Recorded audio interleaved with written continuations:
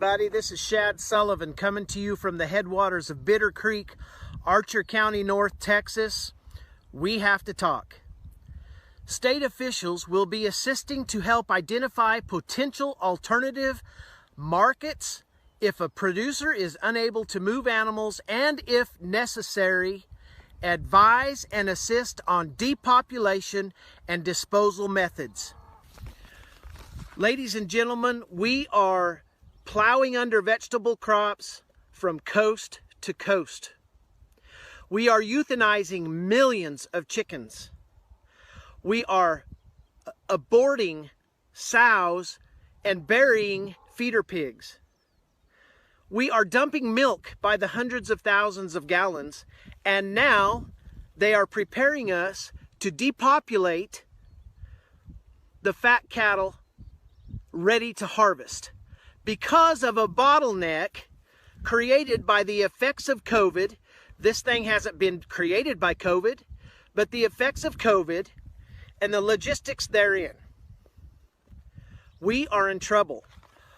Our food supply is in trouble, and I am appealing to producers and consumers across the nation to start calling.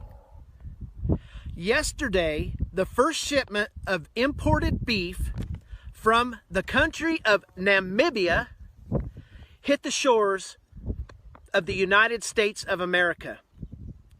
And yet this morning, they are telling us to prepare to euthanize harvest-ready cattle.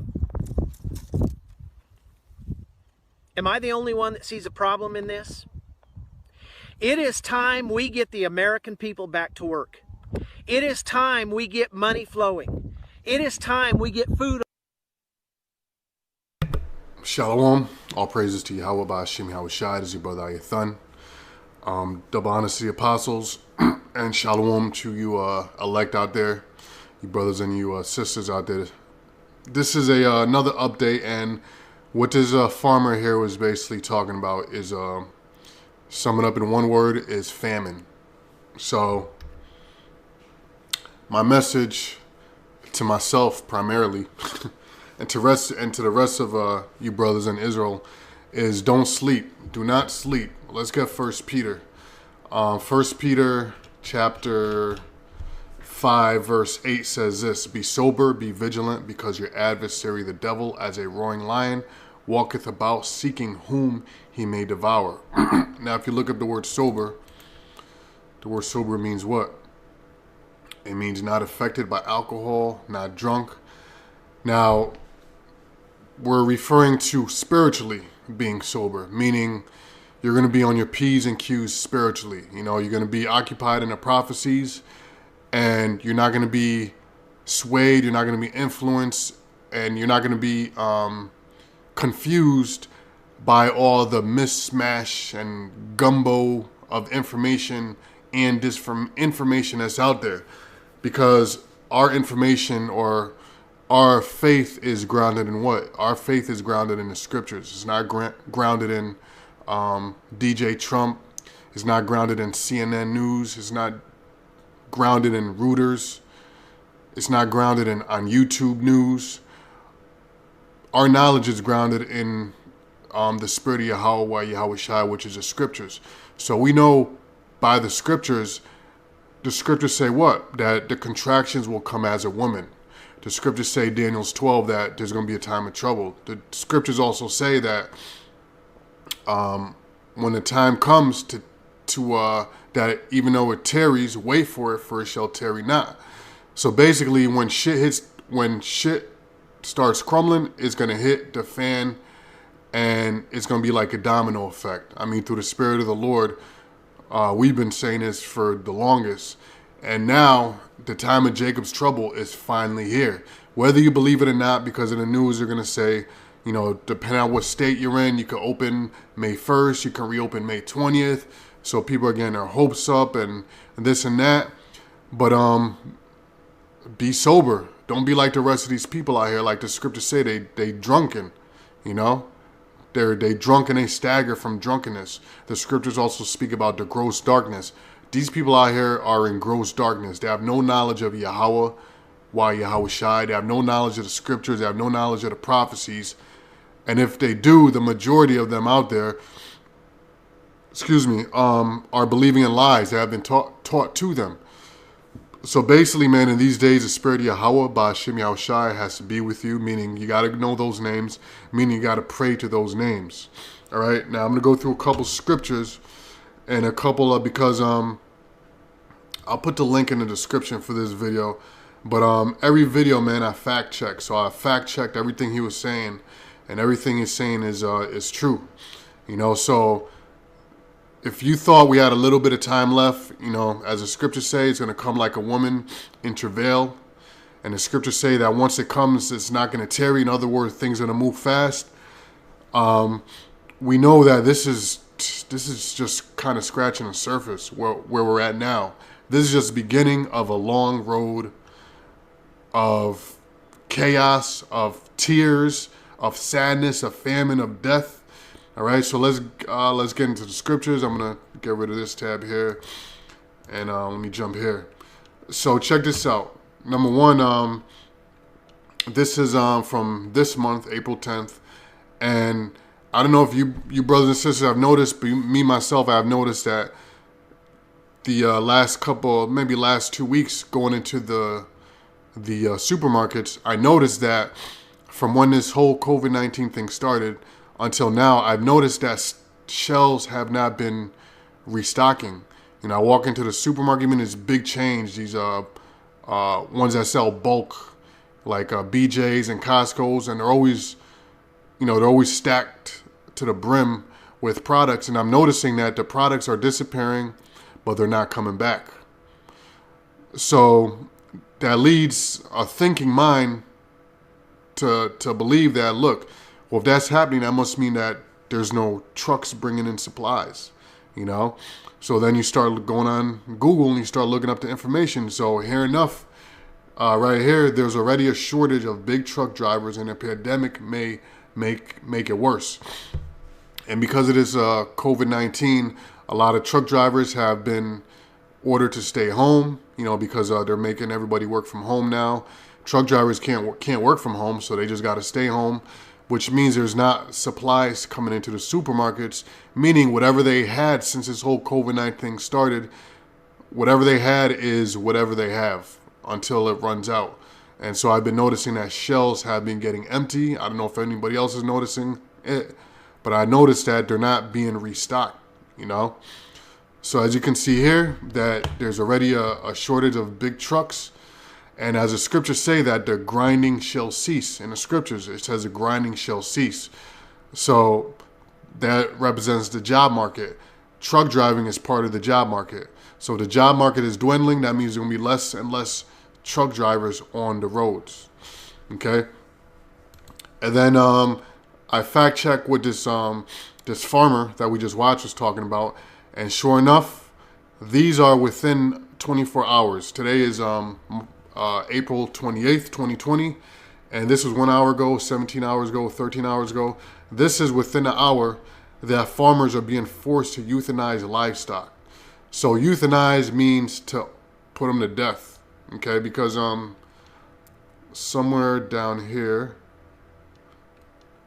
okay, one of these articles on a search I read, it said that one of the favorite methods of euthanizing livestock is a gunshot to the head. You know, gunshot to the head will euthanize livestock. Then they got to bury the corpses. But here it is. You have food shortages. You have homeless people dying. You know, homeless people that have nothing to eat. You got homeless shelters that need food. You got people in their homes that are starving. But yet, they're euthanizing. They're being ordered to euthanize thousands and thousands of crops. Look at this. 61,000 chickens were euthanized as demand. So they're being ordered by the powers that be, the FDA and the other powers that be, to get rid of the food. Which means what? Which means a famine is being forced. The Most High is preparing a famine. Okay? And as us, and you also, if you're listening, all right, but as us, mainly the prophets, The Most High refers to them as what? The watchmen. We bring that out in Habakkuk all the time. I will stand upon my tower. Stand upon the tower means what? We are consistently watching out for the prophecies and to warn the people, to warn the flock, okay? To warn the flock, the sheep of Yahweh Ba'ashem Yahushai. So now you have seen there is a famine coming, and according to what I've read, you know, in this video that I didn't play to the end, but they said that the famine may come, or this shortage of meat may come as soon as the end of this week. So in the next coming weeks, prepare, brothers and sisters, you know, prepare. So this is just a warning from the spirit of Yahweh Yahushai. All right.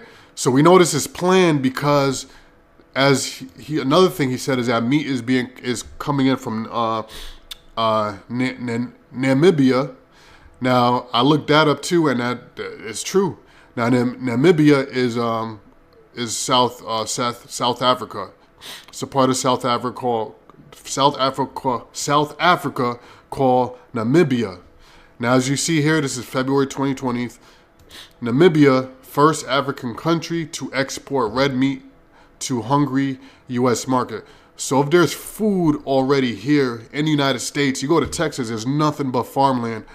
Why are they ordering them to euthanize their cattle and dump their crops and to import, and now they're importing food from South Africa? That makes no sense at all. Now, if you want to think critically, analytical thinking, this would lead you to believe, knowing the MO of Esau, the damn devil, is that the Africa right now is very hot is very hot in the news right now, because of what's going on between Moab and Ham, and also because they Bill Gates and the powers that be surrounding this vaccine, they want to use Ham or Africa as a testing ground, as guinea pigs for the vaccine. So I don't know if they must have made some type of deal with the leaders over there in Africa to allow them. They made some type of deal where they're allowing them to sell their meat here in America, you know, to make their money. Because let me see here. As you can see here, it says United States tops the world list for red meat consumption per head, right? Because America, as we say all the time, follows a meat-centric diet. Oh, here we go. Now, you see down here in quote from some type of African representative, we're able to finally export meat to the lucrative and big U.S. market. Namibia's Minister of International Relations, okay, I'm not even going to try to say that, said on Wednesday. So this shows you basically that they jumped at this opportunity because America is that golden city. They jumped at the opportunity to sell here in America. Now I got a scripture here. Let me see if I can find it.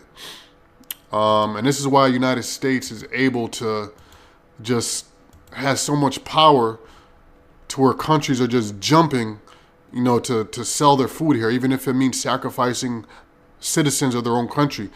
Now, this is Jeremiah 27. I'm going to read verse 8. Now, remember, this is modern-day Babylon, okay? And just like ancient Babylon, the Most High gave basically the whole entire world, and he spake to Nebuchadnezzar through the words of Daniel.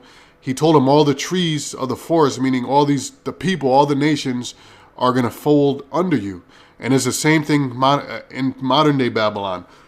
Modern-day Babylon has the power to cut off nations.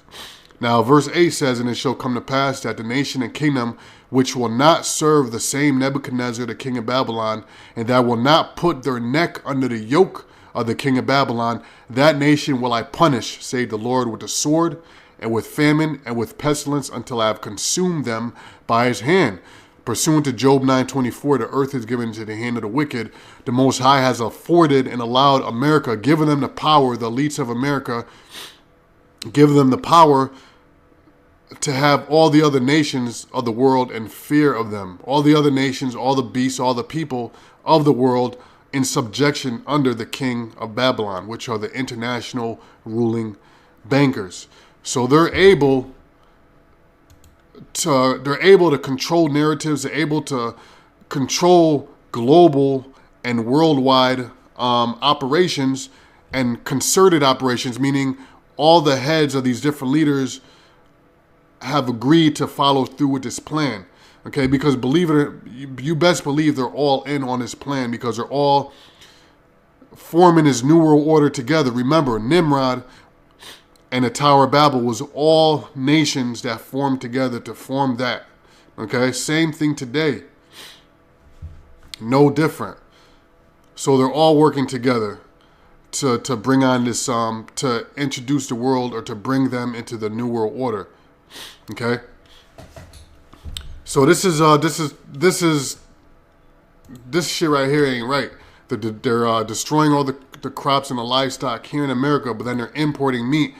And what the spirits tell me is that this meat is going to be very expensive, to the point to where only the only citizens here in America with a lot of money are going to be able to afford it. And so all that's going to do is exacerbate the situation that's going on already. It's going to accelerate race wars. It's going to accelerate crime. It's going to do everything that they want to happen so that they can bring order to chaos, which is the new world order. Okay, so I got a couple scriptures lined up, but then I'm going to cut it on that. This is 2 Ezra chapter 16 and 17. Now this is Ezra, and he was taught, the Most High sent him a vision, and he saw himself in the times that we're in right now. Okay, the peak. We haven't reached the peak yet. We're accelerating quickly towards the peak, but right now we're at the beginning of the curve. We haven't even hit the peak yet. So verse 17 says, woe is me, who will deliver me in those days? The beginning of sorrows and great mournings, the beginning of famine and great death. The beginning of wars. Okay? Because best believe this is going to lead into a world war. Because as you get closer and closer to this thing, this new world order actually being a reality, then you're going to have the different kings of the world. They're going to start getting high-minded. They're going to start getting confident. And once you reach the end goal, they're going to start getting to cutthroat mode, where they're going to start cutthroating each other, and this is going to eventually start a war. The Most High is going to put that thought in their heads to go to war. World War III. Famine and great death, the beginning of wars, and the powers shall stand in great fear. The beginning of evils, what shall I do when these evils shall come? Verse 19, behold, famine and plague, tribulation and anguish are sent as scourges for amendment. Verse 20, and we see this right now. For all these things, they shall not turn from their wickedness, nor be mindful of the scourges. So in other words, they're still going to say, well, the COVID-19 has affected the economy, and because all the workers had to stay home and are sick, they couldn't keep up with the livestock on the farm, so they were going bad and we had to dump them all. They're still going to fall for these weak stories, these weak alibis, instead of snapping out of the damn spell and saying, hey, maybe this is coming from the Most High. Maybe we need to change the shit that we're doing because the Most High is sending scourges upon us. No, they're not. Like the scriptures say, they will not be mindful of the scourges. The scriptures also say that's going to be just like in the days of Noah. They're still going to be doing the regular, everyday BS. Okay? But the scriptures also say that then it shall be known who are my chosen. Okay? So, hey, brothers and sisters, hang on. All of this that we've been doing is going to be worth it. All right? Let's see what I got here. Verse Amos 8:11. Behold, the days cometh, say the Lord, that I will send a famine of the land, not a famine of bread, nor thirst for water, but of the hearing of the words of Yahweh Ba'ashem Yahweh Shai. So at the same time, while there was a famine for bread, for actual food, there's going to be a famine of the word. Okay, which a famine of the word is going to be worse than a famine of the food. Because the word actually gives you hope, and that gives you salvation, and gives you a foundation for you to stand on. These people have no foundation. Their foundation is the U.S. job market, is the economy, is DJ Trump. That's their foundation, okay, which is no foundation at all. The scriptures say that the fashion of this world fadeth away, and is fading away right now. These are all temporal things. Okay, Yahweh Shai is eternal. So therefore, if you believe on them, you will have eternal life. So there's nothing to worry about. Matthew 24, Yahweh Shai said this.